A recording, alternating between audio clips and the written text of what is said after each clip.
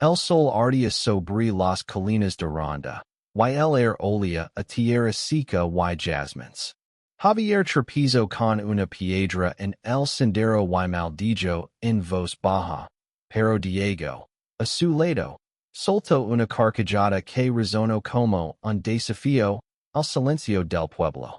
Ese verano, algo en el corazón de Javier le decía que nada volvería a ser igual. Habían sido amigos desde niños, inseparables en las calles empedradas de Ronda, donde corrían tras un balón o se escondían en los oliveras para cantar secretos. Javier, con su carácter reservado, siempre había admirado la valencia de Diego, su forma de enfrentar el mundo sin miedo. Pero ahora, a los 25 años, algo había cambiado. Las miradas entre ellos se alargaban más de lo debido, y un nudo invisible apretaba el pecho de Javier cada vez que Diego sonría. Esa mañana, Diego lo había arrastrado hasta la casa de su padre, Antonio, un hombre de pocas palabras y mirada afilada, conocido en el pueblo por su habilidad con la carpintería y su carácter rígido. Necesita ayuda con la valla del jardín, dijo Diego, encogiéndose de hombres. Y no me fío de dejarlo solo con las herramientas. Y es capaz de cortarse un dedo. Javier aceptó, más por pasar tiempo con Diego que por entusiasmo por el trabajo manual. Cuando llegaron, Antonio los recibió con un granido. Era un hombre de 50 años, con manos calosas y el rostro catido por el sol andalas. No quiero tonterías, dijo, señalando un montón de tablas y herramientas junto al jardín. Javier asintió, sintiendo el peso de esa mirada que parecía atravesarlo. Diego, en cambio, bromeó con su padre, rompiendo la tensión momentáneamente. Mientras clavaban las primeras tablas, el calor los obligaba a quitarse las camisetas. Javier no pudo evitar mirar de reojo el torso bronceado de Diego, la forma en que sus músculos se tensaban con cada martillazo. ¿Qué miras tanto? Dijo Diego con una sonrisa pícara, y Javier sintió que el suelo se abría bajo sus pies. Balbució una excusa, pero su corazón latía despacado. El día avanzó entre risas y el sonido rítmico de los martillos. Pero algo en la actitud de Antonio inquietaba a Javier. Cada vez que pasaba cerca, sus ojos parecían estudiarlos, como si buscara algo más allá de la valla a medio construir. Al atardecer, cuando el cielo se tinó de naranja, Antonio los llamó a la cocina. Sentaos, vamos a hablar, dijo con una seriedad que heló la sangre de Javier. Diego frunció el seno, pero obedeció. Javier lo siguió, con un mal presentimiento. Sobre la mesa de madera, Antonio dejó una botella de vino y 3 vasos. Hay cosas que un hombre debe dejar a tiempo. Comenzó, y su voz tembló por primera vez. Diego, Javier lo que os voy a contar no es fácil. Javier sintió que el aire se volvía denso. No sabía qué esperar, pero las palabras de Antonio resonaban como el preludio de una tormenta. ¿Qué secreto guardaba ese hombre? ¿Y por qué? En ese momento, Javier sintió que su vida y la de Diego estaban a punto de cambiar para siempre. El silencio en la cocina era tan pesado que Javier podía escuchar su propio pulso. Antonio sirvió el vino con manos temblorosas, algo inusual en un hombre que siempre parecía talado en piedra. Diego, sentado frente a su padre, tamborileaba los dedos sobre la mesa, impatient. ¿Qué pasa, papa? Habla de una vez, dijo, con esa mezcla de desafío y carino que solo él podía equilibrar. Antonio tomó un sorbo largo antes de hablar. Hace muchos años, cuando era joven, cometí un error. Uno grande. Su mirada se perdió en algún punto de la mesa, como si viera fantasmas. No era de Ronda, como sabes. Crecí en un pueblo pequeño cerca de Granada, donde todos se conocen y los rumores corrían como el viento. Javier y Diego intercambiaron una mirada. Nunca habían oído a Antonio hablar de su pasado. Para ellos, siempre había sido el carpintero gruñón, el padre estricto que rara vez sonría. Conocía a alguien. Continuó Antonio, y su voz se quebró. Alguien que cambió mi forma de ver el mundo. Se llamaba Miguel. El nombre cayó como un trueno. Javier sintió un escalofrío. Diego dejó de tamborilear. Su rostro congelado en una mezcla de confusión y sorpresa. Miguel, repitió, como si necesitara asegurarse de haber oído bien. Sí, dijo Antonio, levantando la vista. Era mi mejor amigo. Como vosotros dos. Pero también era más que eso. Las palabras salieron lentas, cargadas de un dolor que parecía haber estado enterrado durante décadas. En aquellos tiempos, en un pueblo como el nuestro, eso no se podía decir. En ni siquiera pensarlo. Javier sintió que el mundo giraba más despacio. Antonio, el hombre que siempre había parecido la encarnación de la tradición, estaba confesando algo que desafiaba todo lo que creían saber sobre él. Diego, por su parte, parecía perdido, como si intentara encajar los países de un rompecabezas imposible. ¿Qué pasó con él? Preguntó Javier, incapaz de contenerse. Antonio apretó los labios, y por un momento pareció que no respondería. Luego, con un suspiro, continuó. Nos descubrieron. Una noche, en el olivar. Alguien nos vio. Al día siguiente, el pueblo entero lo sabía. Miguel no pudo soportarlo. Se fue. Nunca volvió a verlo. El silencio volvió, más opresivo que antes. Diego se levantó de golpe, empujando la silla hacia atrás. ¿Por qué nos cuentas esto ahora? Exclamó, su voz cargada de rabia y confusión. ¿Por qué después de tanto tiempo? Antonio lo miró con una intensidad que hizo que Javier se estremeciera. ¿Por qué os vio Diego? Os vio a ti y a Javier. Y no quiero que cometan los mismos errores que yo. Javier sintió que su corazón se detenía. ¿Qué estaba diciendo Antonio? Había notado las miradas, los roces accidentales, el torbellino de emociones que Javier lucaba por ocultar.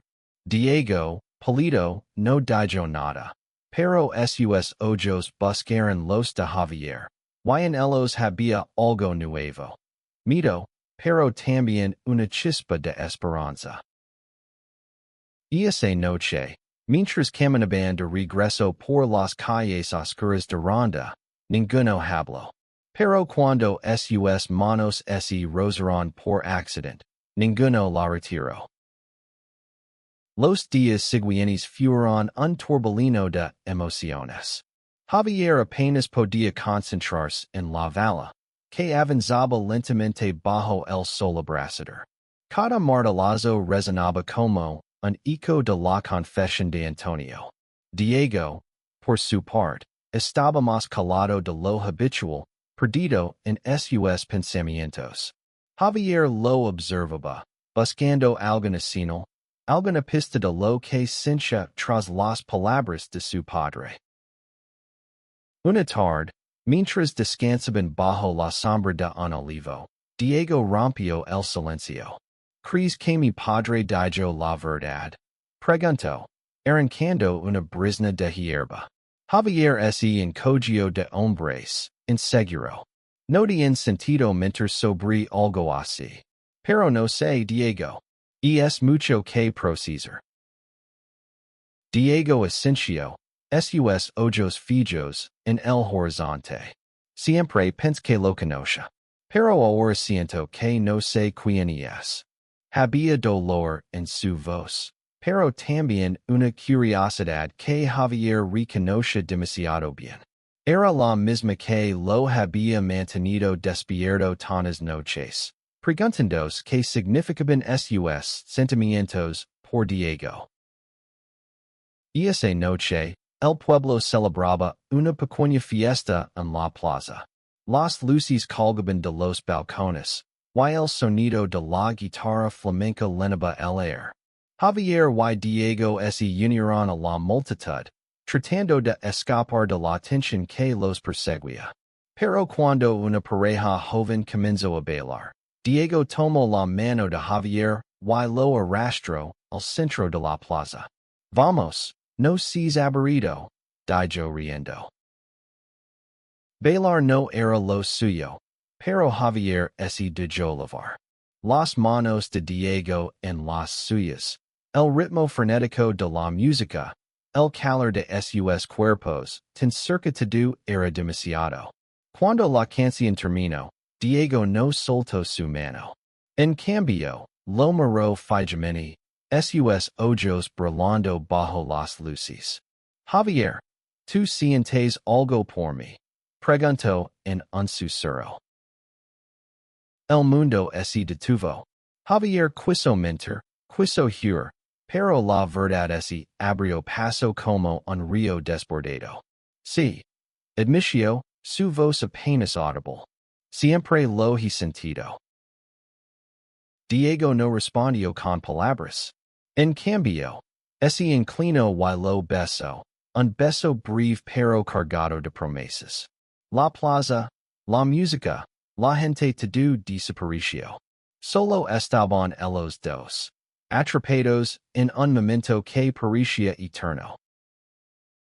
Pero la felicidad duró poco. Al día siguiente, un rumor comenzó a circular por ronda. Alguien los había visto en la plaza. Y aunque nadie dijo nada directamente, las miradas y los cuchicheos los seguían como sombras. Antonio, al enterarse, llamó a Diego a solas.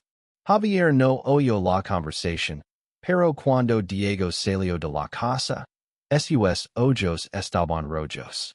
¿Qué que me vaya del pueblo? Dijo, con la voz rota. Dice que es por mi bien, pero no puedo dejarlo todo. No puedo dejarlo. Javier sintió que el suelo se desmoronaba. ¿Cómo podían estar tan cerca de la felicidad y, al mismo tiempo, tan cerca de perderlo todo? La valla estaba casi terminada, pero el ambiente en el jardín de Antonio era más tenso que nunca. Diego apenas hablaba, y Javier sentía que cada clavo que hundía en la madera era un intento de mantener unida su propia vida, que parecía desmoronarse. Los rumores en el pueblo se intensificaban, y aunque nadie se atrevía a confrontarlos directamente, las miradas de desaprobación eran imposibles de ignorar. Una mañana, mientras trabajaban, Antonio se acercó con una expresión que Javier no pudo descifrar. Tenemos que hablar, dijo, señalando la casa. Diego apretó los labios, pero asintió. Javier los siguió, con el corazón en un puño. Dentro, Antonio se sentó y los miró a ambos. Sé lo que está pasando entre vosotros, dijo sin rodeos. Y sé lo que dice la gente en el pueblo. Pero esto no es solo sobre vosotros. Es sobre mí también. Diego frunció el seno. ¿De qué hablas, papa? Antonio respiró hondo. Como si las palabras le quemaran. Cuando Miguel se fue, una parte de mí murió con él. Pero no fue solo el pueblo lo que lo alejó. Fui yo. No tuve el valor de enfrentarme todos, de defender lo que sencha. Y ahora veo lo mismo en vosotros. No quiero que repetáis mi historia. Javier sintió un nudo en la garganta. Las palabras de Antonio eran un eco de sus propios miedos. Pero Diego, siempre impulsivo, ese puso de pie. Entonces ayudanos, exclamó. No nos pidas que nos escondamos o que llamamos. Si sabes lo que es perder a alguien, ¿por qué nos pides que renunciemos? Por primera vez, Antonio pareció desarmado. Sus hombres se hundieron, y sus ojos se llenaron de lágrimas. ¿Por qué tengo miedo? Admitio. Miedo de que os hagan daño. Miedo de que el mundo no os acepte. Esa confesión cambió algo en Diego. Por primera vez, vio a su padre no como una figura autoritaria, sino como un hombre roto por su propio pasado. Javier, en cambio, sintió una chispa de esperanza. Si Antonio había amado a alguien como ellos, tal vez aún había una forma de construir un futuro juntos. Esa noche, Diego y Javier hablaron hasta el amanecer. Decidieron que no se esconderían, pero también sabían que el pueblo no lo haría fácil. Si nos quedamos, tendremos que luchar, dijo Diego, tomando la mano de Javier. ¿Estás conmigo? Javier asintió, aunque el miedo seguía allí. Siempre respondió. Pero en el fondo, sabía que la verdadera batalla apenas comenzaba. El verano en Ronda se volvió más sofocante, no solo por el calor, sino por la presión de las miradas y los susurros. Javier y Diego ya no podían fingir que todo estaba bien. Cada vez que salían juntos, sentían los ojos del pueblo sobre ellos, juzgándolos. Pero también había momentos de rebeldía. Caminaban de la mano por las calles, desafiando a quien se atreviera a decir algo. Una tarde, mientras terminaban la valla, un grupo de vecinos se acercó. Entre ellos estaba Don Rafael, un anciano respetado pero conocido por su conservadurismo.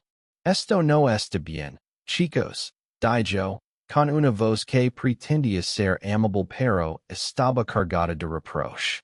Pensad en vuestras familias. En el pueblo.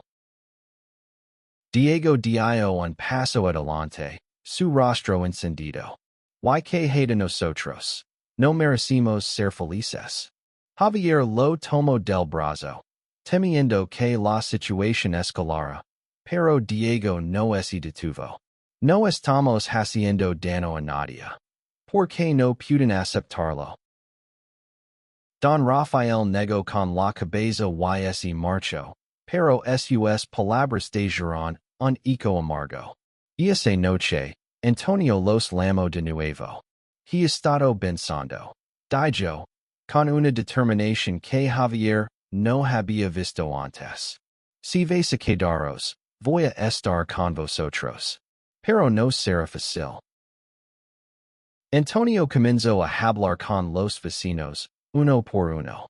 No todos estaban dispuestos a escuchar, pero algunos, especialmente los más jóvenes, empezaron a mostrar apoyo.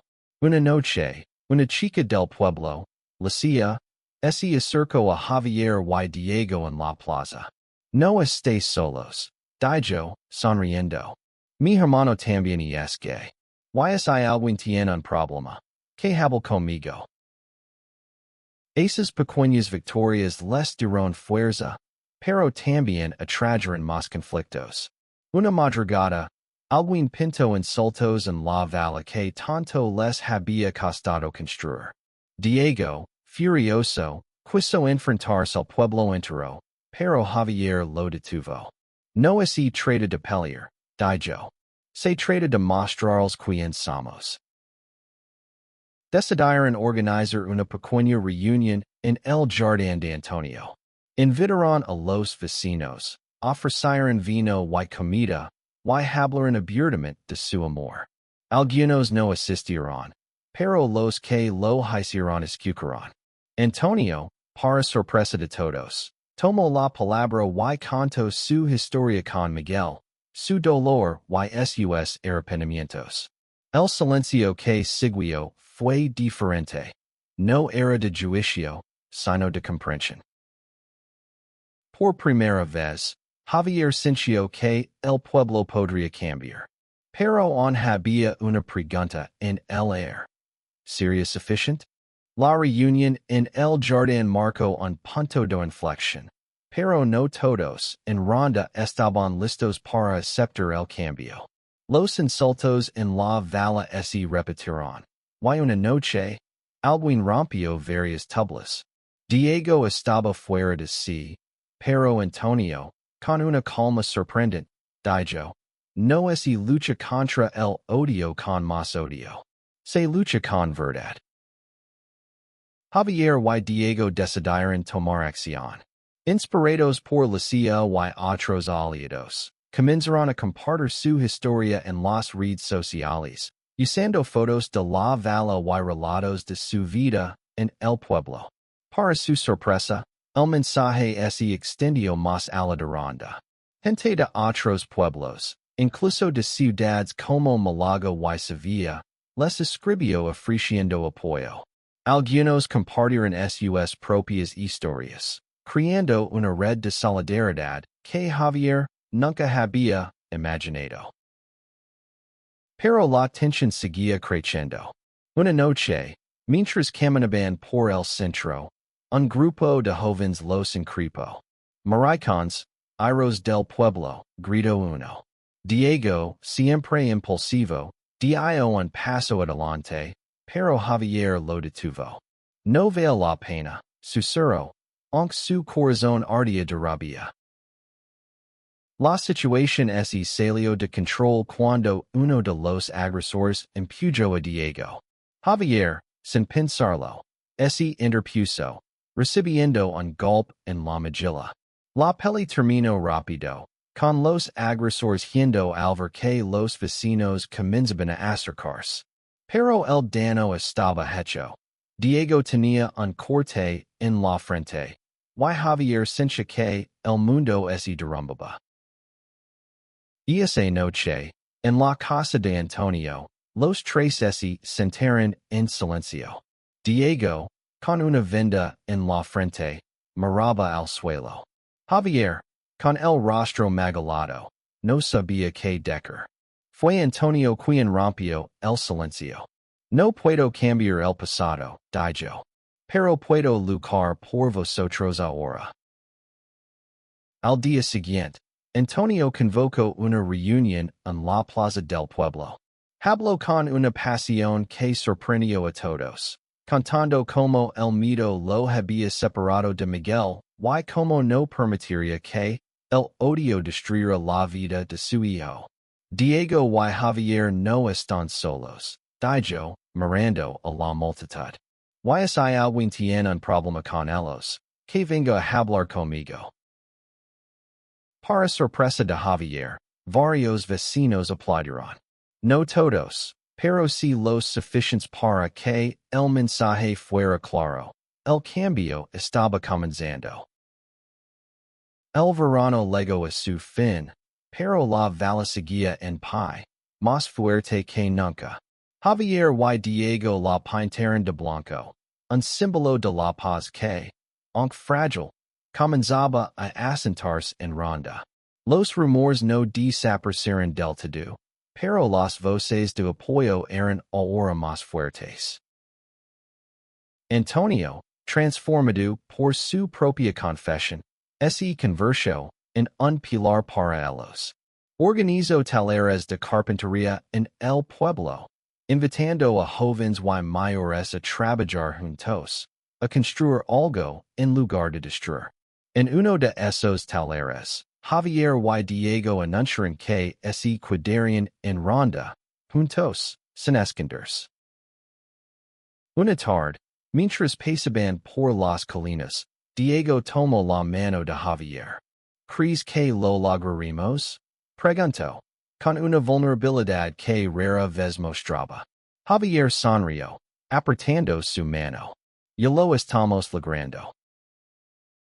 El pueblo no cambió de la noche a la mañana.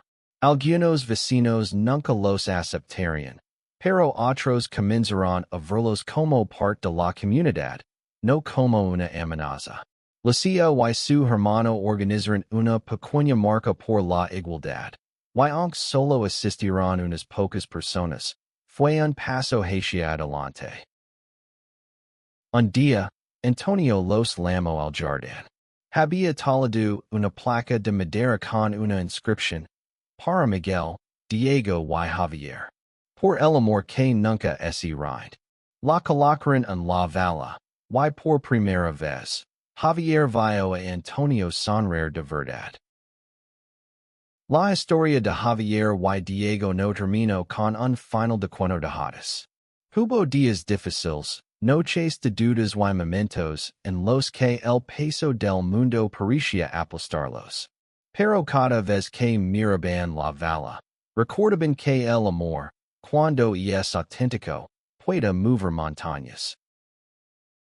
Y así, en un pequeño pueblo de Andalucía, una valla de madera se convirtió en un símbolo de resistencia, de verdad y de la fuerza de ser quienes eran, sin miedo.